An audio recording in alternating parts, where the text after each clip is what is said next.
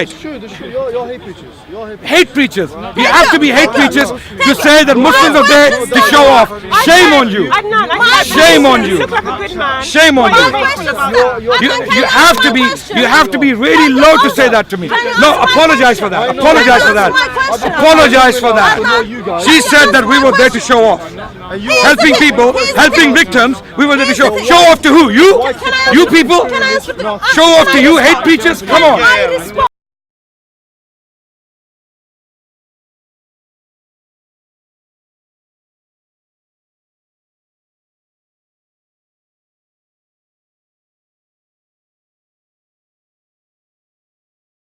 Goodness to you. I don't need to prove. Goodness to you. I don't need to my question. How many days and how many hours have you been to see the victims and then served in the community? You don't believe me. No, I can tell from your eyes you don't believe me. You're talking with each other with eyes. She rolled her eyes. When I said I was there, she rolled her eyes. I am curious to know how many facts of the plot you separated. You look like a good person. No, I'm a bad person. Wait. I am curious to know how many dishes you've Wait. Just watch. Of course, isn't that amazing? Muslims turns up to the where the victims are with their camera. Put on YouTube. You must be really low to do that. You must be really low to say that. You have to be very, very low to say that. I'm amazed with that because your camera crew is just around you. You have to be very low to say that.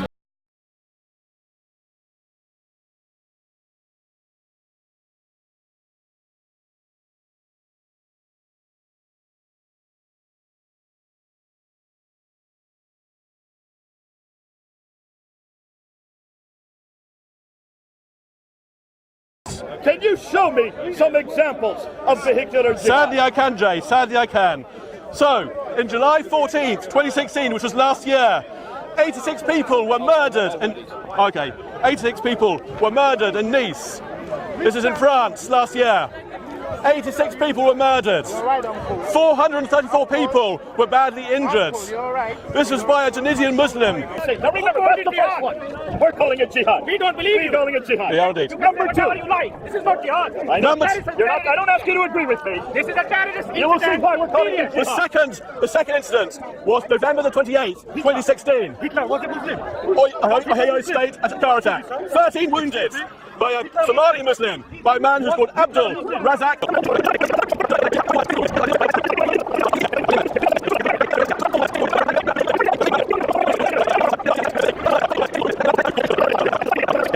That's right. 5 people he murdered. Okay? Yep. Now we get to the last one. This just happened 2 days ago. That's a very, very low thing to say that. It's like I see good people there, helping people, and I say they are there to show off. That's why I didn't want to tell you how long I was there. Because you're such a low person to say something like that to me. You know, you have to be very low to say that to me, that I was there to show off. I wasn't. No, she said that. She just said that Muslims were there with cameras so that they can show off. This is a very low thing to say. Oh my God. This is why I call you hate preachers. You are nothing but hate preachers.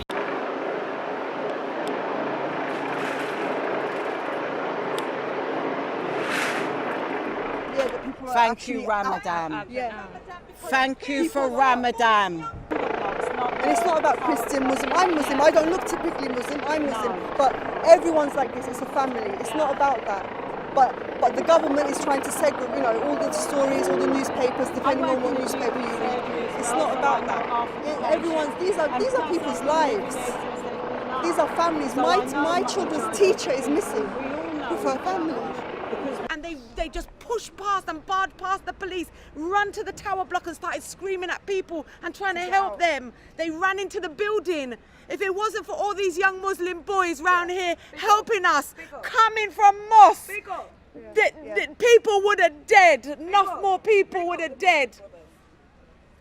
Enough more people. They want to talk about them when they do wrong and all these kind of things. When they're doing bad, when they're doing good, they were the first people with bags of water giving to people, helping people, running and telling people. From other parts of London, from all of London. Ladbroke Grove, all of London. All over. All of London, not just from our estate. The whole of Latimer Road, down by Edward Woods, all over came out with water. We don't care what people are. We love them all the same. We all mix together. But thank you, Ramadan. Thank you for Ramadan. Okay, you did your best. I just added that I will say that those Muslims who tried to rescue the people in the tower, that literally some of them they didn't come down. Literally, some youngsters they went all the way up to the highest floor, and they never come down. Which means they died trying saving the others. So you could see they ignored even the signs on the inside the building. Don't leave your house and all that. They were knocking on the doors, telling the people to leave to save the lives. So this is the true image about Islam, saving the life of the people. Because Allah said in the Quran, whoever saved one single life, it just like saved the whole of humanity. And that's what Islam is about. And we thank you all. And this is why we are confronting these people, these hate preachers, because they highlight all the bads. Even though they are marginal in our community, and they ignore all the good, which is the norm, right? There are people like them. There are people like them who come every single week in the park to spread hate against Muslims. Because when some idiot goes and does an atrocity, they come out with the Qurans and read the verses out of context, verses that were revealed about war in the time of the Prophet, okay, verses that apply to the situations of war. They read them randomly and say, oh, this guy did this because of this verse. But when Muslims in their thousands come out, when they come out and do good deeds, good work, charity like Grenfell Tower, when it burnt, there was a non-Muslim woman shouting and screaming, saying, if it wasn't for these young Muslim men, a lot more people would have died, because these young men who were awake at the time because of Ramadan, they were going around knocking doors and waking people up, get out, the tower is on fire, and they left the building and they saved their lives. So when Muslims do things like that, when Muslims go and do charity in places like Grenfell Tower, there were Muslims, hundreds of Muslims who came out. These people, their Qurans go missing, their leaflets go missing, and they go missing. They have nothing to say. Let's talk to Latifa Begum, who's joined me. She works for Muslim Aid. Hello. Thank you so much for taking time out and speaking to me. I know there's a lot of you from Muslim Aid working at this centre here. What help are you able to provide today? Well, we are actually very much trying to support those who have been affected in the fire since this morning. I've been here since 7 a.m. Trying really to support those individuals who have lost and are waiting for news from their loved ones. We at Muslim Aid are providing shelter and supporting the local services in providing that, raising funds to support the long-term rehabilitation and the long-term housing needs of these families that are victims that have been affected. We're providing blankets as well as food and working with the local mosques and churches and synagogues to provide iftar. Many Muslim families have been affected in this fire tragically as well in this predominantly large Arab community. We're here standing in solidarity, and we're here to serve them as best as we can. And there will be people who've lost their homes, lost everything. And I know you've already raised a huge amount of money to try to help people. Yes, so the British Muslim community itself has already raised over £30,000 within a matter of a few hours of this tragedy. We expect many more donations to still be coming in. We've seen an outpour of generosity and support and love from the British Muslim community and generally the British community, which is fantastic. We've seen donations come in. People are bringing clothes, people are bringing food, people are bringing medication and hygiene kits, all to all the various evacuation sites. There were 250 people in that tower, so we're still yet to hear about, unfortunately, the scale of the loss. But we're here for as many days as the community need us. At Muslim Aid, we're going to be supporting along with the other British Muslim charities. And you're providing such fantastic practical support, and that is what people need right here and now. Just to add something, just because I was listening to the conversation, I just wanted to just add one more point. What that woman said was at the height of disgusting behaviour. First of all, we're locals to that particular tower anyways. We live literally minutes away by a car. From the tower. It's my next door. For him, it's literally like next door neighbours. So when you see people, young people, this was witnessed. I spoke to some eyewitness eyewitnesses there that were basically, they witnessed the most unbelievable of things. Literally, one eyewitness told me that he saw basically that there was another person that threw their child out of the building, and another guy went and grabbed the child. Basically, he saved the child's life, the little baby, because they were throwing them out of the buildings and stuff like that. And for her to say that this is done to show off, that we've come out to do this kind of thing to show off, I think it's disgusting. I mean, how can that be tolerated by any community? Like here as Muslims, to be honest with you, when Muslims, other Muslims, here in Speaker's Corner or otherwise, come out with preposterous statements, we are always pressured to condemn it. Now, to be honest with you, when you have hate preachers like the woman that was sitting here, talking to basically some people that were very close to the building, had eyewitness, they were seeing what was happening, and they were saying, and she's saying at the same time that actually no, you're doing this to show off. How could the pressure not be put on her? That's disgusting. How could Christian organizations not condemn that? How could it be that these guys are not on the front page newspapers? How could it be that this is accepted within the discourse in the United Kingdom? Yes. How could it be that in the United Kingdom, people like this can get away with saying things like that? I mean, how disgusting that is. And to be honest with you, I've never seen anything like this, really. I've been in this country all my life.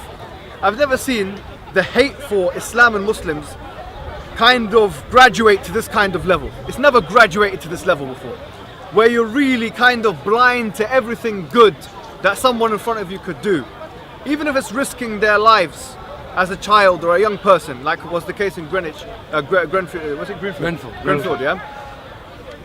And I completely, they'll look with a microscope of what you do in terms of violence. What kind of bias is this anyways? What kind of bias is this anyways? Is this a way to analyze a community? Is this the way to do justice to a sociological experiment of Muslims in the United Kingdom or otherwise in the West? This is disgusting behavior. And when you correct them, when you tell them that people actually start to hate you because of your hypocrisy and your inconsistency when you deal with Muslims, and the response was, oh yeah, Jesus said that you'll be hated. Jesus said when you will speak the truth, you'll be hated. But you're not speaking the truth. You are being hated for being hypocrites.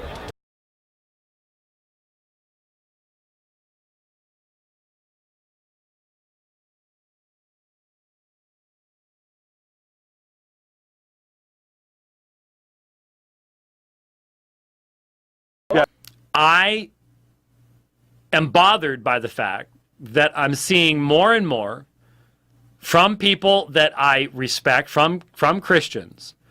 I see more and more this simplistic willingness to throw up a horrible picture from Sweden or whatever else and just simply say, Islam again.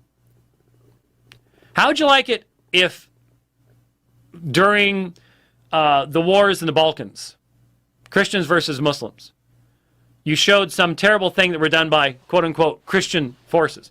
Christianity again. The first thought across your mind is, don't blame me for that. My theology doesn't provide a basis for wiping out a village or this kind of thing. But there are a lot of Christians that have just simply, they're doing what I've decried over and over again, and that is just throw them all in the same bucket and just call it Islam. It's not normal every day to wake up and all you hear all day about is how your religion is terrible and how you're a suspect and how you're a cancer and how all this other stuff. When you're young and really impressionable, this stuff is gonna start pressing in on you. You have to be aware this is real stress, and you have to be strong in your faith. And you can't listen to people make bad arguments. You have to know how to identify bad arguments. When someone says all the stuff that's happening in the world today with ISIS and this San Bernardino and all this Belgium, this is because of the Quran or because of the Hadiths or because of Islam. People in Iraq and Syria were reading the Quran for 1400 years. And they're reading Hadiths for 1400 years. And ISIS only started in 2013. And it wasn't started by the Quran, it was started by the US-led invasion of Iraq and the destruction of all the institutions and economy and government of that country. It's not about the religion of Islam, it's not about the scriptures of Islam. Because there's 1.6 billion Muslims in the world, And even if you take the largest number of all the Taliban and all of Boko Haram and all of ISIS and all these groups, and you add all this together and you divide that by 1.6 billion Muslims, you know the number you get? I calculated 0.006%. 0.006%. Absolutely statistically insignificant. This is the best, single best argument against what you constantly come across. This idea that somehow your religion, something in its original foundational scriptures, is violent, and like a virus it's going to spread through the Muslim community. It's just not true.